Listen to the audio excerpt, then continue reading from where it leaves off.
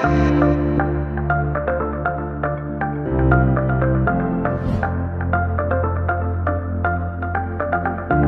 morning, guys. Super excited to have with me today Patricia Boral. She is with the Boral Agency. Patricia, why don't we start with telling us a little bit about the Boral Agency and what you guys do?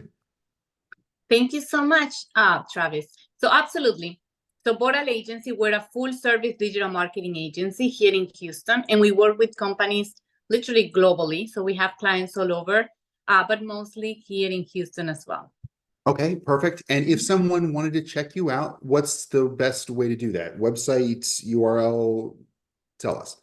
Yes. So the best way would be to actually go to our website at boralagency.com.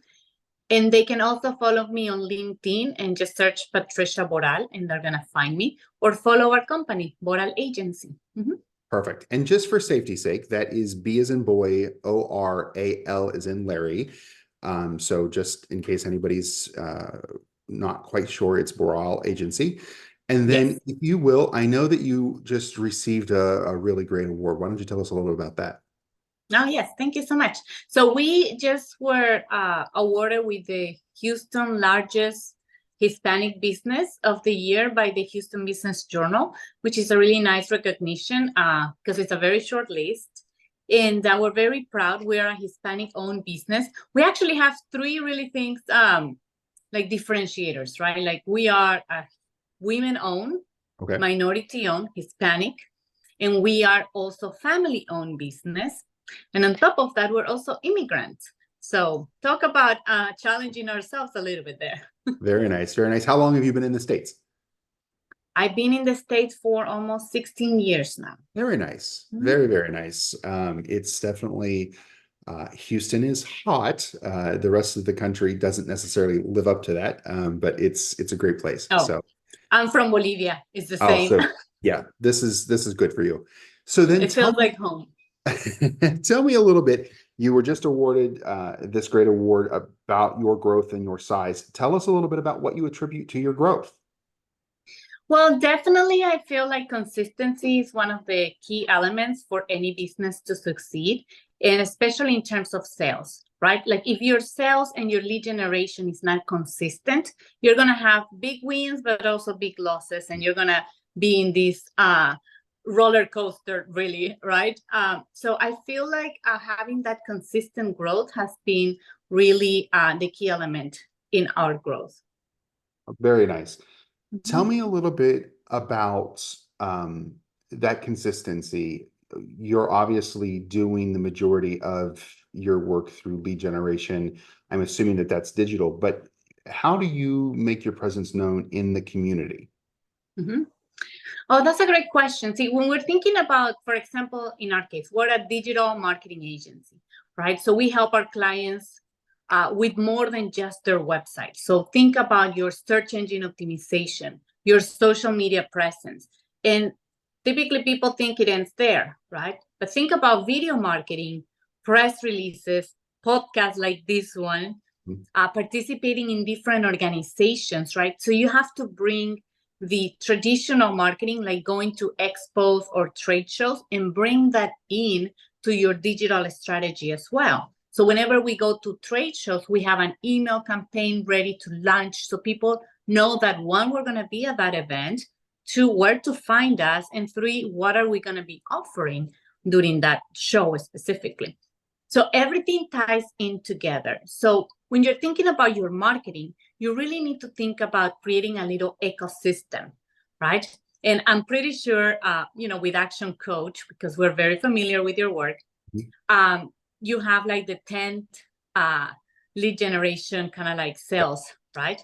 So we literally apply the same for us. So we keep it consistent. And sometimes some of those elements, for example, on my social media, I will do more. On my website, I will do more. But we don't really do like direct mail, for example, right? So you have to choose the ones that will make sense to you. Perfect. I think that that's fantastic. So from that perspective, let's talk a little bit about what has been one of your biggest learnings as an employer since you began in business. It can be like what you were just talking about, getting people in the door, getting leads in your pipeline, or it could be hiring people and employing people, whatever that biggest thing has been for you? I think one of the biggest learnings was growing too fast. And I know it sounds like, why is she complaining about that, right? But it happened actually right around 2017. And we were targeting, the small business market, and we had this specific business model. And we grew really fast, and we ended up going from like 3 to 4 employees to 15 employees almost overnight within the course of like 2-3 months. So hiring a lot of people while creating systems and processes in a business, following a business model that if we would have grown gradually, we would have been able to see that, this is not a business model that is sustainable or that is designed to scale, right? Because as we were hiring, it got to a point where I was so stressed, and I felt like I was putting fires off all the time. Mm-hmm. And the biggest hit that we had during that time, because it was during 2017 and 2018, Harvey happened. And we all know how Houston, how much pain it caused to everybody in Houston. And for us particularly, it was not only the fact that we were not able to go into our office and that we had to be prepared and have the systems to be digital, but also 60% of our clients, like half of my customers, more than half, were underwater. They had to close doors, which is devastating, but it was also devastating for us because we had a contract that now we cannot fulfill. What are we going to promote? Yeah. So we lost so many customers. And because that, like our plan was to target the small clients or the smaller businesses that were not able to stand up so quickly after these type of events, we had to change our whole business model. And it was very painful because of, the amount of employees and everything that we had to go through. It was literally 5 months after that, I didn't pay myself a salary. Like, it was literally like, is this going to make it, or are we closing doors, right? Letting people go. It was really devastating time.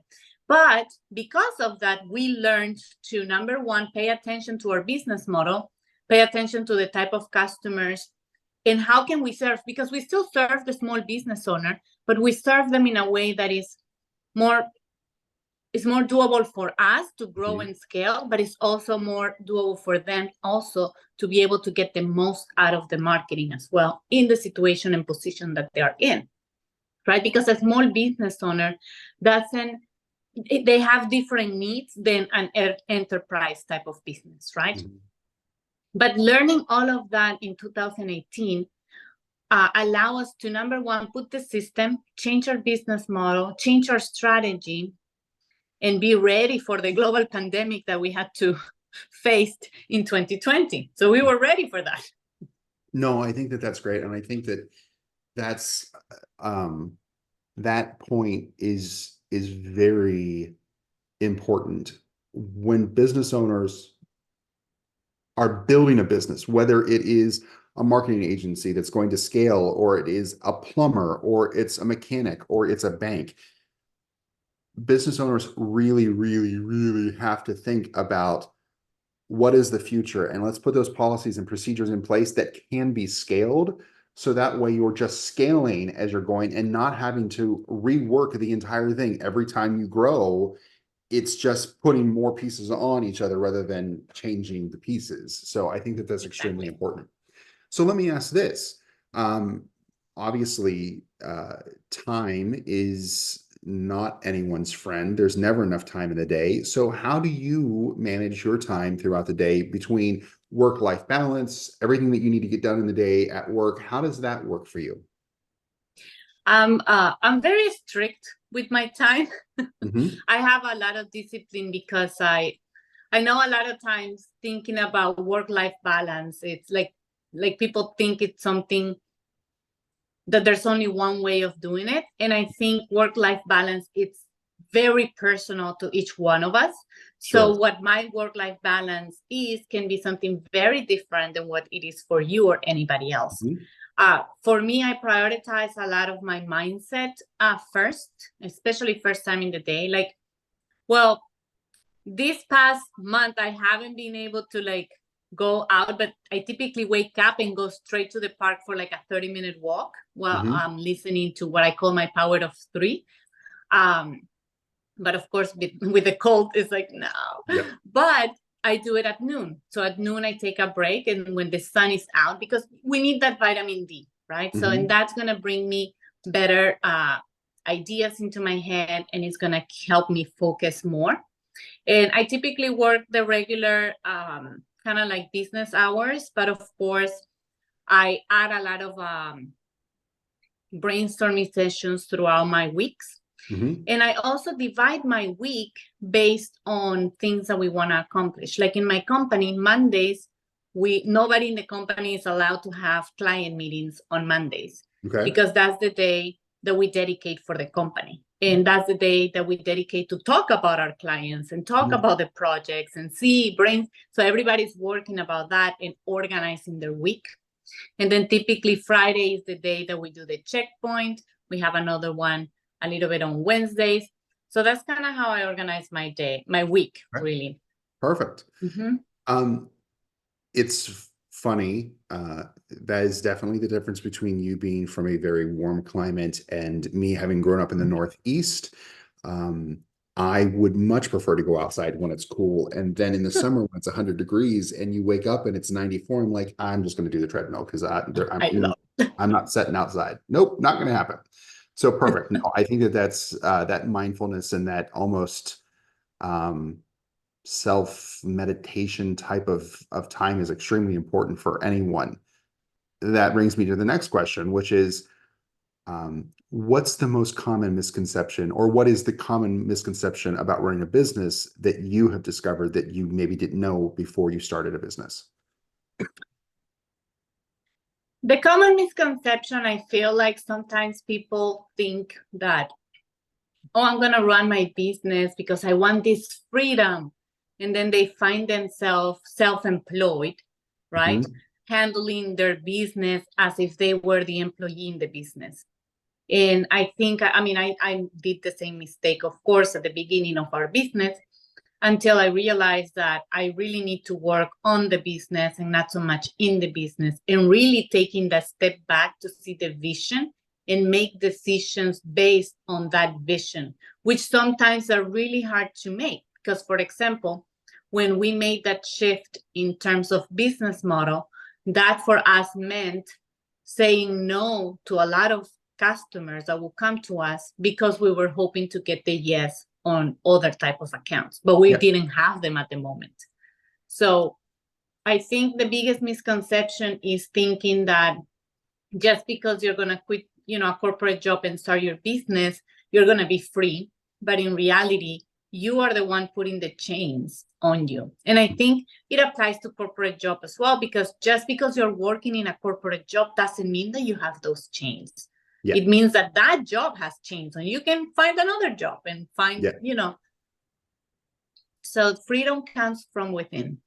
I think that makes sense. I think another one that we hear an awful lot is it can be very lonely to be the owner of your own company and everything rests on your shoulders. So I definitely, I agree with you on that.